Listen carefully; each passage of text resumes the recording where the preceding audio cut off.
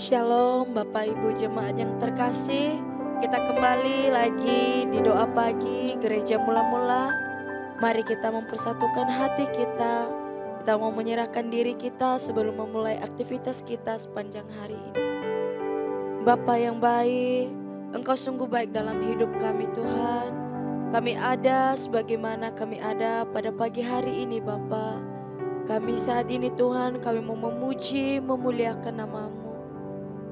Terima kasih Bapa yang baik. Sungguh Engkau baik dalam hidup kami Bapa. Layakkanlah kami di hadapan-Mu Tuhan, agar kami lebih baik lagi Tuhan. Terima kasih Bapa. Terima kasih. Mari kita nyanyikan pujian ini dengan hati yang lembut. Bapa, Engkau sungguh baik dalam hidup kami.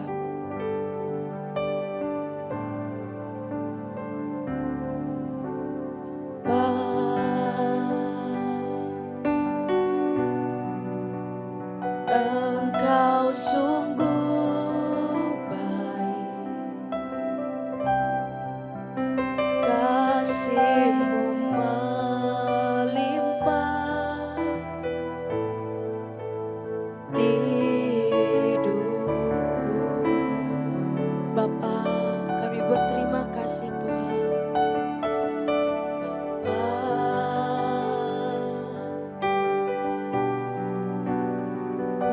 Berterima kasih berkat-Mu hari ini Bapa kami ada yang Kau sediakan bagiku. Mari Bapak Ibu kita katakan pujian ini dengan lembut. Bapa, Engkau sungguh baik dalam hidup kami.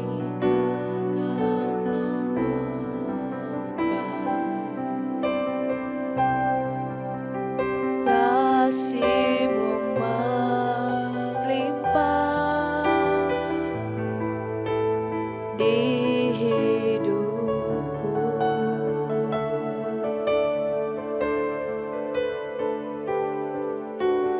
Bapa, ku berterima kasih berkat-Mu hari ini yang Kau sediakan bagiku. Ku naikkan syukurku, naikkan syukurku buat hari yang Kau beri.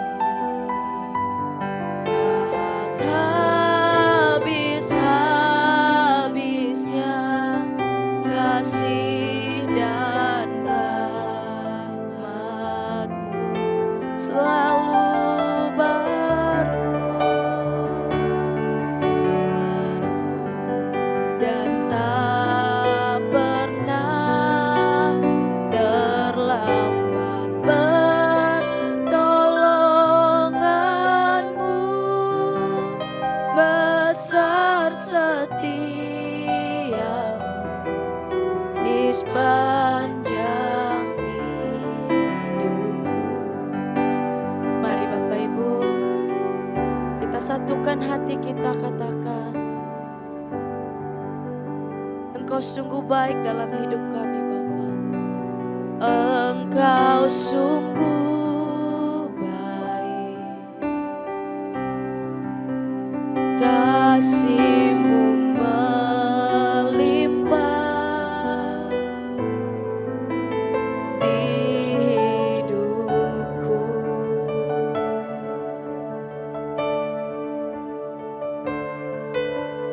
Bapa,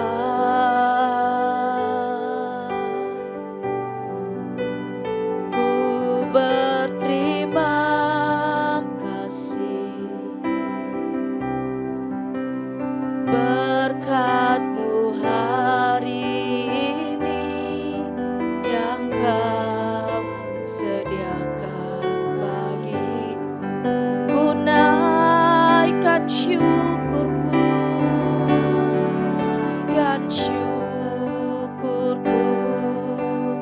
buat hari yang baru Bapa.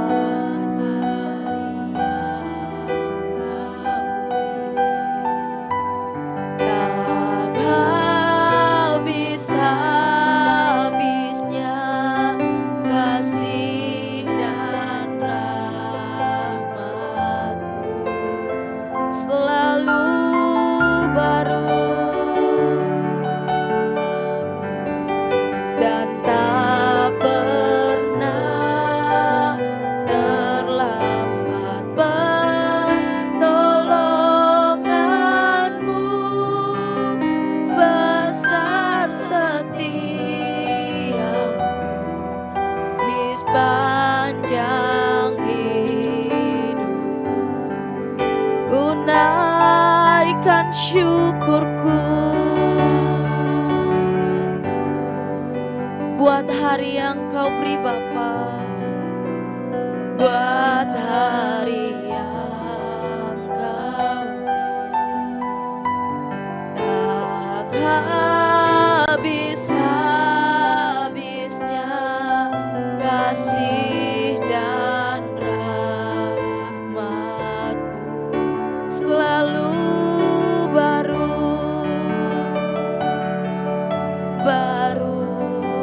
dan tak pernah terlambat pertolongan-Mu besar setia-Mu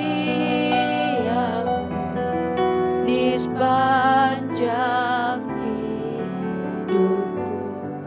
Dengan teduh katakan Bapak Ibu, ku naikkan syukurku, naikkan syukurku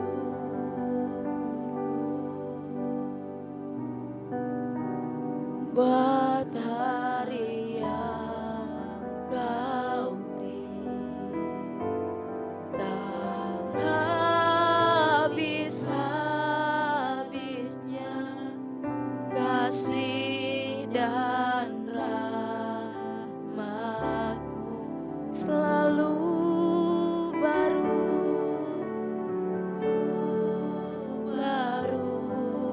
dan tak pernah terlambat pertolongan-Mu besar setia-Mu di sepanjang hidupku.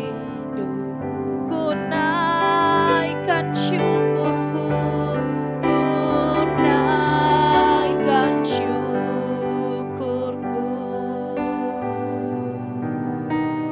buat hari yang Kau beri. Tak habis-habisnya kasih dan rahmat-Mu selalu baru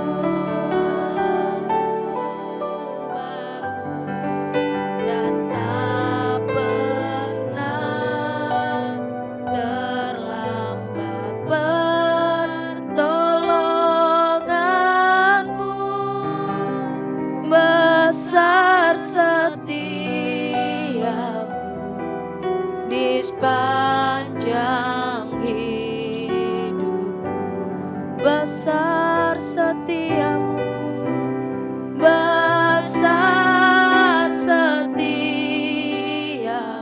besar setia-Mu, besar setia-Mu di sepanjang hidupku.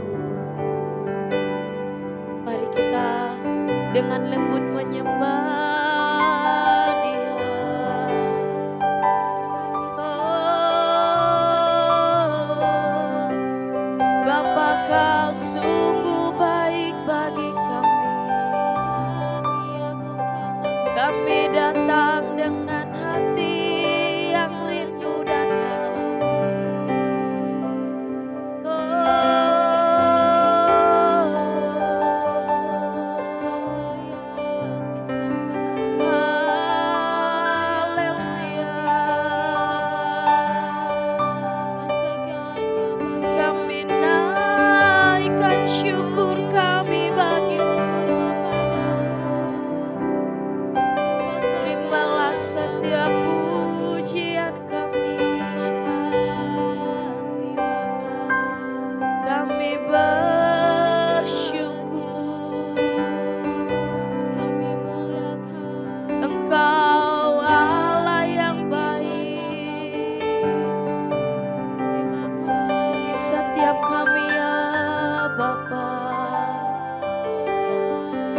Bapak Ibu, angkat suaramu lebih lagi menyembah Dia.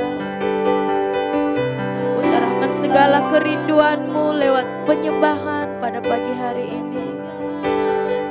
Sungguh Engkau baik Bapa, Engkau sungguh baik bagi kami.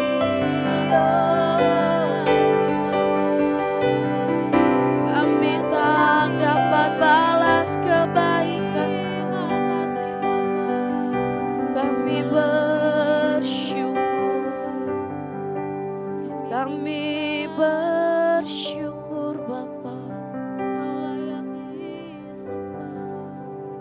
Mari Bapak Ibu, di pagi hari ini saya mau ajak kita satukan hati kita, membawa setiap pergumulan hidup kita.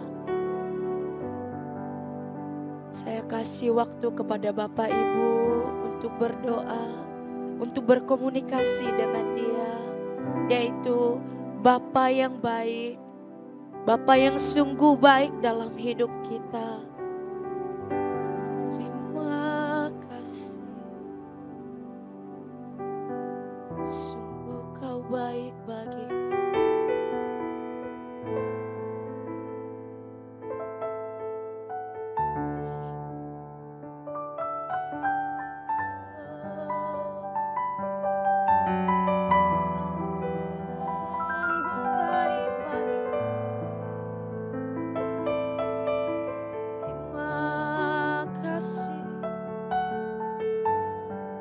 Terima kasih Bapa.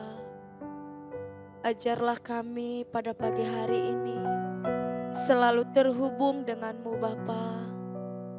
Biarlah setiap hari-hari hidup kami hanya Engkau saja Bapa yang kami andalkan dalam hidup kami. Sebab hanya Engkau Bapa yang kami muliakan. Sebab hanya Engkau yang layak ditinggikan Bapa. Sebab dengan Engkau kami terhubung Bapa. Kami bisa ada pada pagi hari ini.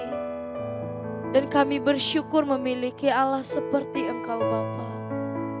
Terima kasih Bapa. Mari kita nyanyikan pujian ini. Biar pujian ini menjadi kekuatan dalam hidup kita. Dalam setiap hari-hari hidup kita. Biar kita selalu terhubung. Terima kasih Bapa. Mari kita nyanyikan pujian ini. Kasih-Mu layakkan seluruh hidupku. Mampukan setiap kami Bapa yang Kau inginkan. Tak bisa ku terlepas, Kau menggenggam tanganku. Ingin lebih mengenal pribadi-Mu. Kasih-Mu layakkan seluruh hidup kami Bapa. Kasih-Mu layakkan seluruh hidupku. Mampukan ku melakukan yang Kau inginkan.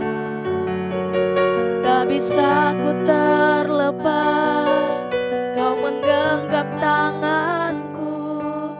Ingin lebih mengenal pribadi-Mu.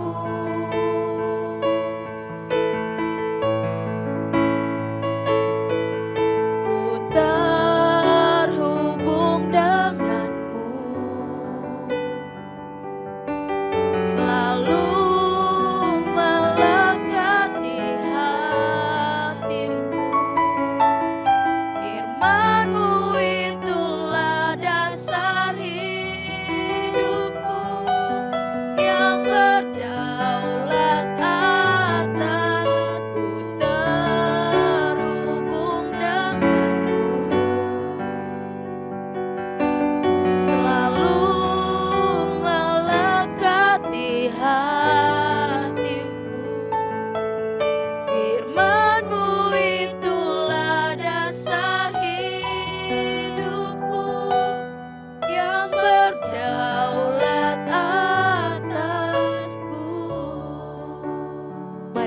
Ibu. Saya ajak kita menyanyikan pujian ini dengan lembut. Kasih-Mu layakan setiap kami Bapa. Kasih-Mu layakan seluruh hidupku. Bukan ku melakukan yang Kau inginkan. Tak bisa ku terlepas, Kau menggenggam tanganku. Ingin lebih mengenal pribadi-Mu. Ku terhubung dengan-Mu, selalu melekat di hati-Mu.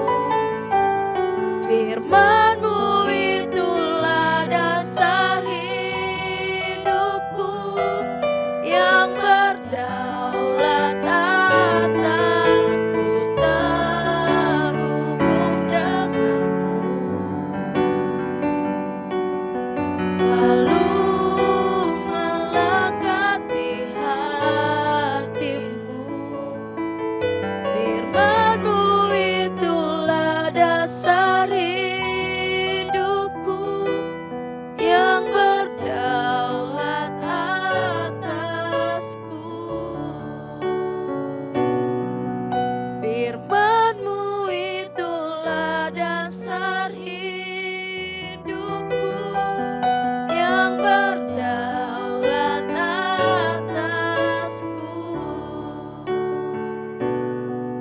Firman-Mu itulah dasar hidupku yang berdaulat atasku.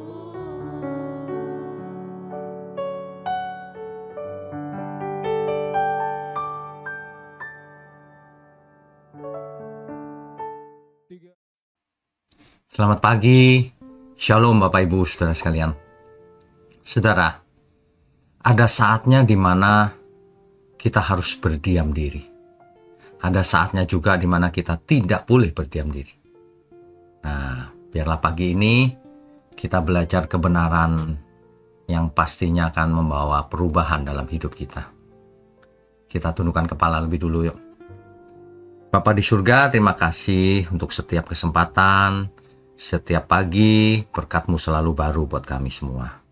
Terima kasih Tuhan, pakai terus gereja-Mu ini Tuhan, gereja mula-mula GMM, untuk memberkati banyak orang. Urapi mulut hamba-Mu untuk menyampaikan kebenaran ini. Dalam nama Tuhan Yesus kami berdoa. Amin. Bapak Ibu Saudara sekalian, kita itu harus belajar, saudara. Belajar apa arti diam. Sebab banyak orang itu banyak omong hari ini. Banyak bicara. Mending yang dibicarakan itu membawa berkat. Yang dibicarakan itu yang hal-hal yang tidak ada gunanya sama sekali. Yang bahkan merusak suasana, memecah belah. Yang bahkan yang diucapkannya itu bukan fakta. Hoax. Karangan-karangannya sendiri, fitnahan. Gak tahu maksudnya apa, untungnya juga apa menjadi seperti itu. Tanpa terasa mereka sebenarnya dipakai oleh iblis loh, untuk menyampaikan kekacauan di dunia ini. Sebagai alat yang baik di tangan iblis. Mulut ini milik Tuhan, harus dipakai untuk menyampaikan kebenaran. Dan harus ditahan berdiam diri ketika harus berdiam diri memang. Ya, saudara ya. Jadi ada saatnya di mana memang langit diam. Saudara, puncaknya diam itu adalah pada waktu di kayu salib. Hari itu Tuhan Yesus ada di kayu salib, tergantung di kayu salib. Ia berteriak, Eloi, Eloi, lama sabachthani. Allahku, Allahku, mengapa engkau meninggalkan aku? Yesus sang anak tunggal Bapa ini merasakan keheningan surgawi. dia ditinggalkan bapaknya. Seolah-olah. Jadi untuk pertama kalinya sejak kekekalan ia merasakan keterpisahan dengan Bapa. Mengapa demikian? Karena ia sedang menanggung dosa dunia ini. Karena ia memang diutus Bapaknya untuk melakukan hal itu. Ya. Jadi Bapa di surga itu melihat sang anak mati di kayu salib, menahan diri, berdiam diri. Kenapa? Ada misi yang jauh lebih besar. Menahan diri untuk tidak turun tangan. Sebab kalau Bapa turun tangan, seluruh bumi, seluruh alam semesta bisa lenyap. Saudara. Sangat mudah menyelamatkan Tuhan Yesus dari salib. Tapi yang sulit adalah menahan diri. Kita semua sulit menahan diri. Kalau Bapa di surga menahan diri, memang itu sedang misinya. Ia melihat anaknya disiksa dan sebagainya. Tapi itu semua untuk menanggung dosa dunia.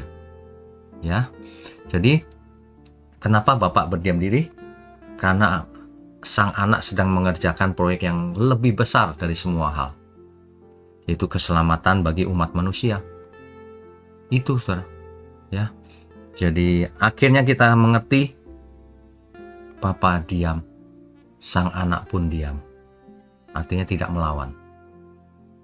Jadi ada saat di mana kita harus memikirkan hal-hal yang jauh lebih besar dibandingkan kepentingan diri sendiri. Kalau Allah Bapa saja berdiam diri, menahan diri, sang anak menahan diri juga untuk tidak melawan, menyerahkan hidupnya. Bagaimana mungkin kita sendiri tidak mau berdiam diri? Manusia itu banyak yang terbalik. Pada saat harus diam, dia banyak omong. Pada saat dia harus bicara, dia malah diam, gak berani. Terbalik-balik semua ini. Ya. Diam itu bukan segala hal juga. Kalau misal ada orang diperlakukan tidak adil, kita tidak boleh diam diri seolah-olah tidak tahu. Kita harus bela orang yang lemah. Dalam hal itu kita tidak boleh berdiam diri. Tapi dalam hal lain, kita harus berdiam diri. Jangan banyak omong, gosip. Jangan banyak, bicara sesuatu yang tidak ada gunanya sama sekali. Apalagi menjelek-jelekan orang. Itu Alkitab berkata loh, kalau engkau membenci saudaramu, kamu adalah seorang pembunuh. Banyak orang itu sebenarnya sudah dianggap pembunuh oleh Tuhan. Karena membenci sesamanya. Ya. Lagi pula kalau kita sadar ya, siapa sih kita kok punya hak untuk membenci? Enggak. Kan haknya ada di Tuhan. Kita nggak punya hak, kita lakukan saja bagian kita. Biarlah hakimnya Tuhan. Kan begitu. Ya. Ayo mari kita belajar berdiam diri. Menahan hal-hal yang biasa dilakukan, jangan dilakukan lagi. Kebiasaan buruk itu memang sulit dihilangkan. Tapi kita harus belajar menahan diri. Tidak bicara sembarangan. Tidak melakukan hal-hal yang tidak perlu, bahkan merugikan banyak orang. Orang sebenarnya yang tidak mau berdiam diri, ya, itu orang yang tidak menghormati Tuhan. Sebenarnya itu. Bicara sembarangan, nyerocos, nggak karuan gitu. Itu nggak hormat sama Tuhan.